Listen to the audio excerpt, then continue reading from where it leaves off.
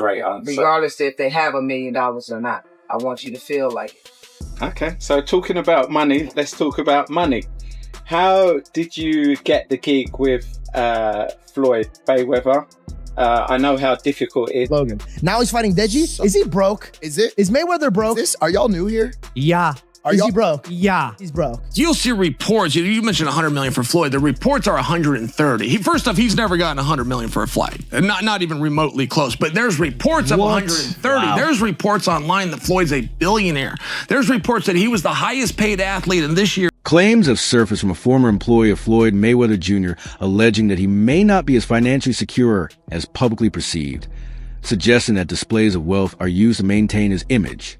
According to the insider's account, he is said to present an appearance of affluence regardless of his actual financial status, frequently emphasizing wealth and luxury as part of his public persona, even if his private finances may not align with that portrayal. Specialized. Great answer. Regardless if they have $1 million or not. I want you to feel like it. Okay, so talking about money, let's talk about money.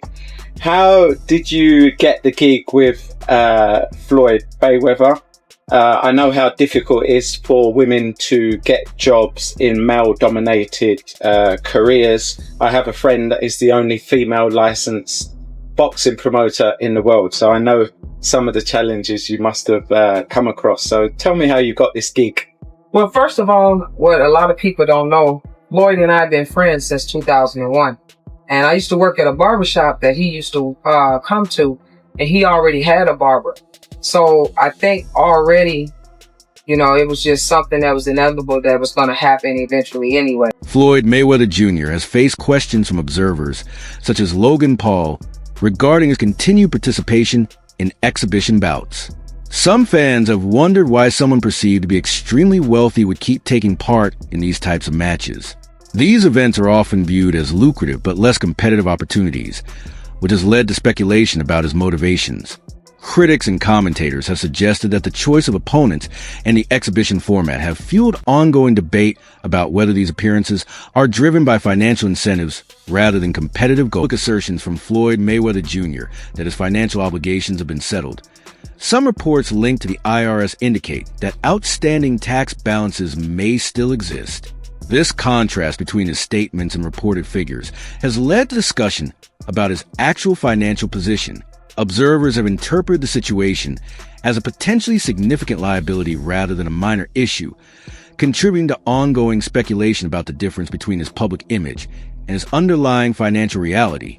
Imagine getting a letter from the IRS saying you owe millions in taxes. That is how Floyd Mayweather got knocked out by the IRS in 2022. Floyd had some issues with his taxes for the year 2017. The government checked his tax return and found a problem. So they informed him about it on February 2nd, 2022. He claimed a big expense of about $14 million that he says he paid for legal expenses. The government didn't agree with this expense and said it was a lie. So they said he owed about $5.5 million more in taxes because of it. They also said he had to pay an additional $1.1 million in penalties for making mistakes on his tax return. That was how Floyd got KO'd into the hot water with the tax authorities. Comment on the word free below this video and I'll send you access to a free call where you can discuss your tax situation with the most experienced attorney and get the best possible recommendations in a few minutes. Make sure you're following so you can receive the link immediately after your comment. Floyd Mayweather Jr. has long projected an image centered on luxury,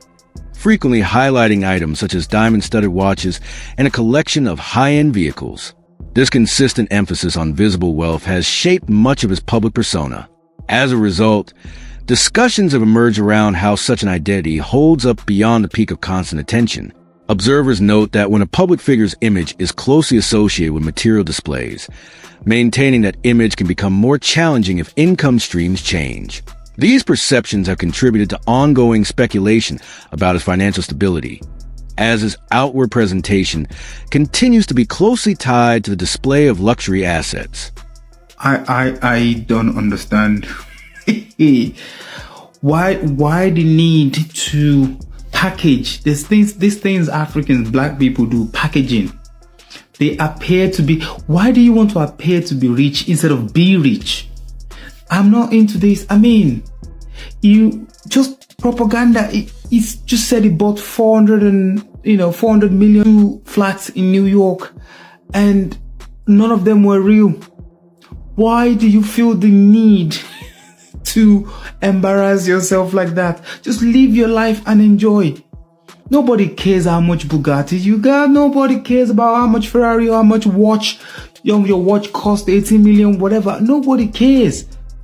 These are all liabilities. As soon as you buy the watch, you can't sell it for 18 million again. It's not physically possible. It's not an asset. He's gonna go bankrupt soon. But one of Floyd Mayweather Jr.'s former exhibition opponents, Oladeji Olatunji, shared observations about his demeanor during their interaction. He recounted an instance where a remark from a spectator appeared to provoke a noticeably strong reaction from Mayweather. Rather than dismissing the comment, Mayweather reportedly responded in a defensive manner, which Deji interpreted as sensitivity to public opinion.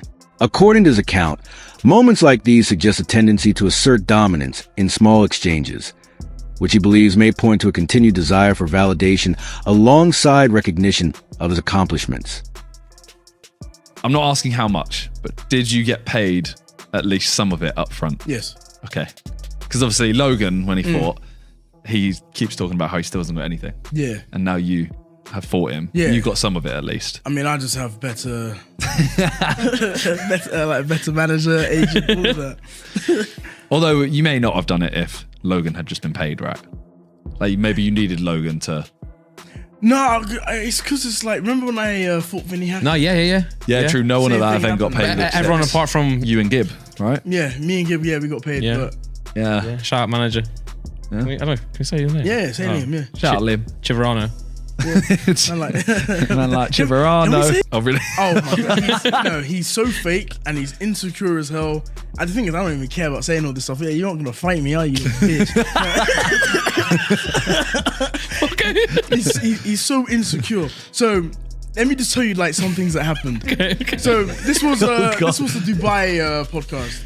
For some reason, he's just making these noises, slah, slah, slah, to his whole team, slah, slah, and just doing, just making some weird noises. It made no sense. And then one of my fans said, "Hey yo, Deji, I flew all the way from the UK for this." And then he you don't have to respond to that, No, you but he don't. responds being like, "It don't matter, man. You in Dubai now. Like why? Like a Tensions reportedly increased when Logan Paul indicated that he was considering legal action regarding alleged unpaid earnings from his bout with Floyd Mayweather Jr. What was promoted as a high-profile event ultimately became the subject of disagreement between the involved parties. The situation has led to speculation about the reasons behind any delays in payment, with some observers suggesting that legal proceedings could bring additional details to light about financial arrangements and obligations tied to the event. Or is that something that you can't disclose right now? He has not paid me in full. That is a fact. No Short way. a few mil, yeah. Wow. Still a few mil. Yeah, oh yeah. Have you been in contact with him? Nah, we're taking this for the court. No, are you being serious? Is this like a Do I look serious, lady? You do. I'm just making sure. I apologize. Really? I'm just... Nah, I'm fucking with you. I'm not fucking with you. Yeah, we're taking it to the court. No way. Yeah. Oh my goodness. So, other Yeah, than see you in the that- courtroom. Congrats, you're going to prison, Floyd. Oh my goodness. Floyd Mayweather Jr. has been seen performing attention-grabbing public displays related to his finances, including an instance where he deposited a large amount of cash using only $1 bills. While the act appeared striking, it is often interpreted as part of a broader pattern of theatrical branding rather than a practical financial approach. These moments contribute to his carefully crafted public image, prompting ongoing discussion about whether such displays reflect underlying substance or are primarily intended to reinforce a curated persona. Money Man is getting ready. Super Bowl weekend, Las Vegas. We had to get the ones. Make it rain. Yeah. I need everybody.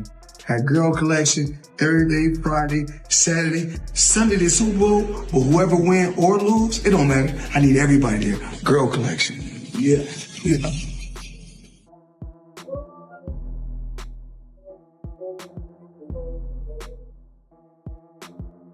Floyd Mayweather Jr. has often been associated with an assertive approach to generating income, particularly through high-profile fights, exhibitions, and promotional activities. As various accounts and disputes have emerged over time, some observers have raised questions about the transparency and structure of certain financial dealings tied to his brand. Discussions in the public sphere have contrasted traditional long-term business development with strategies that rely heavily on visibility and media attention.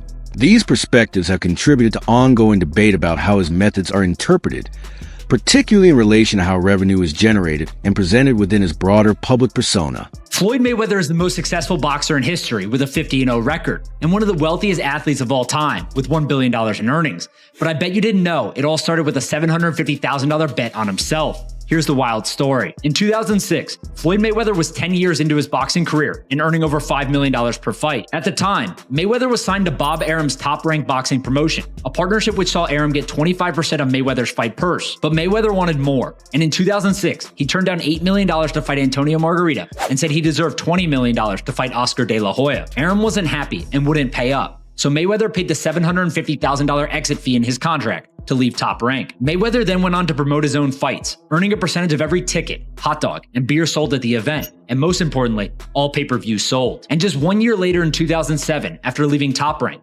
Mayweather made $25 million for his win against Oscar De La Hoya. Now that's what happens when you bet on yourself. Floyd Mayweather Jr. has been associated in public discussions with promotional involvement in cryptocurrency projects that later faced criticism or declined in value. These endorsements reportedly attracted significant attention and investment at the time, largely due to his influence and public profile. However, some of the projects were later questioned, leading to concerns about the risks associated with celebrity-backed financial promotions. As a result, these situations have contributed to broader conversations about accountability in endorsements and the potential impact such promotions can have on audiences and investors. At one point, you were getting celebrity endorsements. One was DJ Khaled, hilarious, and Floyd Mayweather. Yeah. And he posted on his Instagram him taking this what do you call it? The Centra card? Centra card. The Centra card. And going and purchasing something with his Bitcoin at a store. Yeah. He did that knowing that it didn't work. Floyd Mayweather doesn't know anything about that's going on, really. So like we all know that. Yeah. The guy can't read, Yeah. How much did you guys pay him? Like $1 million. He took that knowing or not caring if it worked? It was just knowing, not knowing, right? Like they didn't care. He does a million promotions like that. It was basically you speak to his manager. Yeah. He's like, this is Floyd's price. And you send the money over. Yeah. The manager makes his little cut from it. Mm-hmm. And he just says, what do you want me to say? And what do you want me to do? Okay. Right. And you just basically give him his script and he just does it. You'll see reports. You mentioned 100 million for Floyd. The reports are 130. First off, he's never gotten 100 million for a fight. Not even remotely close. But there's reports of 130. Wow. There's reports online that Floyd's a billionaire. There's reports that he was the highest paid athlete in this year and over Cristiano Ronaldo. You think it's bullshit? I know it is. And there's public companies they do business with. HBO would be one of them. Find an executive to back the claim. It's never happened and it won't be. And how do you know it's bullshit? He makes very good money because I know the fight business. I've been in the fight business my whole life. Floyd Mayweather Jr. has often highlighted the large sums he earned from his fights, including claims of very high single-event payouts.